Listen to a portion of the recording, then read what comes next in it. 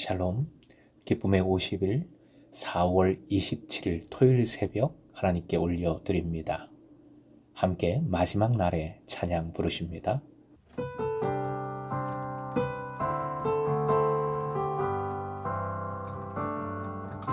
마지막 날에 내가 나의 영으로 모든 백성에게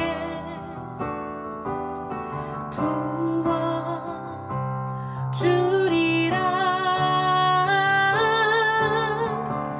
자녀들은 예언할 것이요 청년들은 환상을 보고 아비들은 꿈을 꾸리라. 주의 영이 임하면 자녀들은 예언할 것이요 청년들은 환상을 보고 아비들은 꿈을 꾸리라. 주의 영이 임하면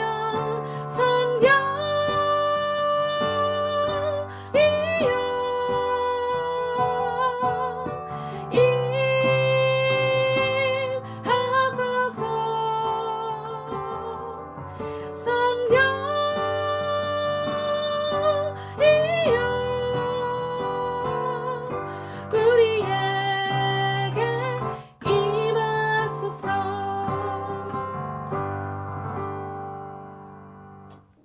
오늘 말씀 고린도후서 12장 1절에서 5절, 12장 1절부터 5절까지입니다. 함께 읽겠습니다. 무익하나마 내가 부득불 자랑하노니 주의 환상과 계시를 말하리라.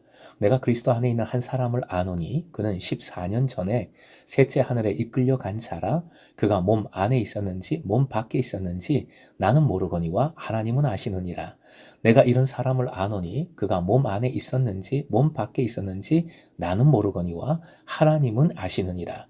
그가 낙원으로 이끌려가서 말로 표현할 수 없는 말을 들었으니 사람이 가히 이르지 못할 말이로다. 내가 이런 사람을 위하여 자랑하겠으나 나를 위하여는 약한 것들 외에 자랑하지 아니하리라. 오늘의 기도 제목, 복음을 위해 강력하게 역사하시는 하나님의 은혜를 누리게 하소서. 복음을 위해 강력하게 역사하시는 하나님의 은혜를 누리게 하소서. 자기 자신에 대한 자랑은 미덕이 아님을 바울 사도는 누구보다도 잘 알고 있었고 그래서 자기 자랑을 미워했습니다. 사랑은 자랑하지 않고 교만하지 않는다고 믿고 가르쳤지요. 그럼에도 불구하고 바울 사도는 부득불 자랑하지 않을 수 없다 말합니다. 부득불로 번역된 원어는 해야만 하는 이라는 의무의 뜻입니다. 당시 적대자들은 환상과 계시, 이적과 능력 등 그들의 신비한 체험을, 능력을 마구 자랑했던 것으로 보입니다. 바울 사도가 헌신적으로 복음 전파에 임하고 있다는 사실 안에 그 모든 체험이 이미 들어있는 것이지만 적대자들의 자랑에 휩쓸려가는 고린도 교회 교인들을 위해 바울 사도는 자기 자신도 그들 못지않은 체험이 있음을 부득불 자랑할 수밖에 없게 된 것입니다. 환상과 계시에 대한 자랑은 바울 사도가 될 자격이 있는가 하고 그를 공격하는 사람들을 향한 변호이기도 합니다. 당시 사람들은 사도의 자격을 예수님의 제자들 경우와 같이 주님을 목격하고 직접 만나본 사람이라야 한다는 것을 내세웠기 때문입니다. 바울 사도는 자랑할 내용의 주인공이 자기 자신이라고 말하는 것을 극히 꺼려합니다. 그래서 2절 그리스도 안에 있는 한 사람을 안다. 4절에서는 그가 즉 3인칭의 표현으로 자신을 내세우지 않습니다. 자랑을 하지만 그 자랑을 얼마나 어려워하는지 얼마나 신중하게 하는 고백인지를 잘 보여줍니다. 2절에서 환상과 계시가 14년 전에 일어난 일이라고 합니다. 14년 전이 언제인지는 정확히 알 수 없으나 확실하게 알 수 있는 바는 바울 사도의 일생에서 반복된 사건도 아니었고 또 바울이 좀처럼 이야기하지 않았던 사건이었음을 보여줍니다.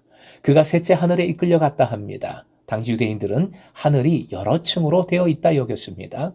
3층은 가장 지고한 곳으로 하나님께서 계신 곳입니다.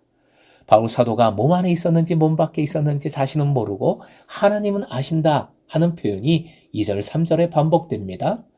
이 체험을 생각할 때 바울이 말할 수 없는 감동과 감격에 스스로 휩싸이고 있는 것을 보여줍니다.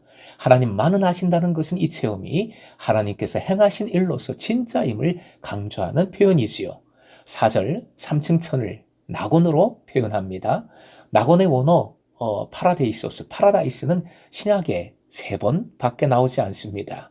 예수께서 비유로 가르쳐 주실 때는 하나님 나라 또는 하늘나라라는 말을 자주 사용하셨습니다. 다만 십자가상에서 강도에게 나와 함께 낙원에 있으리라 말씀하셨지요. 원래 낙원이란 왕들이 사는 궁전의 정원을 가리키는 말이었습니다. 구약과 유대교에서 낙원이란 말은 에덴 동산을 가리킵니다. 유대 랍비들의 가르침에 의하면 낙원은 아담과 하와가 죄 지은 이후 지상에서 사라졌고 종말에 다시 나타나리라고 말합니다. 바울 사도는 낙원으로 이끌려 올라가서 말로 표현할 수 없는 말을 들었다 합니다. 하나님이나 예수 그리스도를 전혀 언급하지도 않았지만 말로 표현할 수 없는 말이란 신비스러운 말씀, 하나님의 말씀을 뜻합니다. 또 사람이 가히 이르지 못할 말이란 하나님께로부터 들은 신비스러운 말을 함부로 말하는 것이 허락되지 않았다는 의미입니다. 5절에서 바울 사도는 받은 바 계시를 이렇게 말하지 못하는 자기 자신을 자랑한다 합니다. 바울이 자신의 능력이 아니라 하나님의 능력만을 자랑하고자 하기 때문입니다. 자기 자신에 관한 자랑은 11장에서도 밝혔듯이 곧 자신의 약함 밖에는 없습니다. 사랑하는 예배자 여러분, 영적 체험을 하게 하시는 이는 하나님이십니다. 사람의 능력이 아닙니다. 영적 체험은 하나님의 능력과 은총의 힘에 의한 것입니다. 그런 까닭에 사람이 그것을 자랑한다는 것은 이미 영적인 체험에서 벗어나는 일입니다. 그래서 설교가 간증이 되어서는 안 되고 또 간증은 자기 자랑이 되어서는 안 됩니다. 간증을 할 때도 부득불 두려움과 떨림으로 말해야 합니다. 소그룹 나눔에서는 체험이 있어도 또 체험이 없어도 얼마든지 솔직하게 서로 편하게 나눌 수 있습니다. 한번 화형 보시고 함께 읽겠습니다. 그리스도 안에 있는 한 사람. 이 표현은 고린도후서 5장 17절 누구든지 그리스도 안에 있으면 새로운 피조물이라는 바울 사도의 선포를 떠올리게 합니다. 새로운 피조물, 곧 새로운 인간은 그리스도로 새롭게 된 사람은 자기를 자랑하지 않습니다. 비록 환상과 계시의 체험이 자신에게 일어난 것이라 할지라도 오롯이 주님 편에서 자기에게 행하여 주신 역사하심이라는 뜻에서 모든 자랑을 주님께 돌려야 하는 것입니다. 하지만 기억하십시다. 4절 이끌려 간지라 라는 표현에서 이끌림은 납치되다시피 강하게 끌려갔다는 것을 뜻하는 단어입니다. 데살로니가전서 4장 17절 공중에서 주님을 만나게 될 것이라고 말할 때 바울 사도는 이 단어를 또 사용했습니다. 결국 이것은 하나님께서 강력하게 이끄신다는 것을 잘 보여줍니다. 이에 두 가지를 기억하십시다. 믿는 이는 반드시 낙원으로 천국으로 이끌려 올라가는 것임을 믿으십시오. 또 우리의 신앙의 여정에서 영적인 체험, 새로운 은혜를 소망해야 함도 잊지 마십시오. 당연히 나를 위함이 아니지요. 하나님께서는 하나님의 기뻐하시는 일을 이루기 위하여 우리 안에서 역사하시지요. 즉 구원을 위하여 공동체의 오이코돔의 성숙을 위하여 역사하십니다. 우리 공동체와 여러분의 삶에 복음을 위한 체험과 계시를 풍성하게 허락해 주시기를 주님의 이름으로 축원드립니다.